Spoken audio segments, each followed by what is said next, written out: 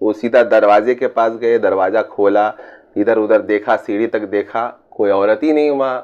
کہا کہ ارے بھائی کہاں گئی, مطلب ان کو پتا تھا کہ اتنے وقت میں کون آنے والا ہے. ٹھیک ہے, تو ہاں بولا کہ کہاں گئی بھائی وہ جو بیل بجا رہی تھی. ہم نے کہا وہ تو چلی گئی. کہا چلی گئی مطلب؟ ہم نے کہا ارے وہ کھانا لے کر آئی تھی, 2-3 بار بیل بجائیں تو آپ نکلے نہیں, تو میں نے وہ کھانا لے لیا ان سے اور یہاں پہ ٹیبل میں رکھ دیا. اس کے بعد پھر میری وہ ڈانٹ شروع. اب وہ ڈانٹا ہے کہ ارے بے وقوف ہے نا, تمہیں کیا معلوم کہ تم نے ان سے کھانا لے لیا, ٹھیک ہے, ان کو کیا ضرورت تھی, کیا میرے معاملات تھے نہیں تھے, یہ ہے مطلب جو مطلب وہ تھا.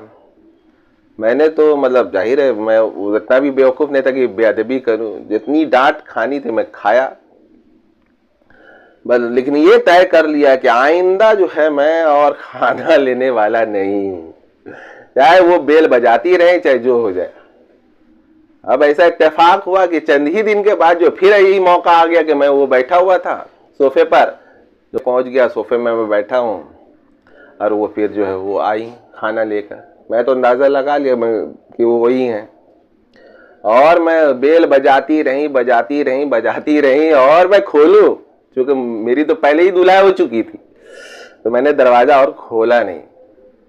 تھوڑی دیر میں جو ہے خان صاحب نکلے اور وہ دیکھیں گئے دروازہ کے پاس بالکل ایک دم جلالی کیفیت میں, اور کھانا لیا, اور اس کے بعد پھر میری جو ہے دھلائی شروع.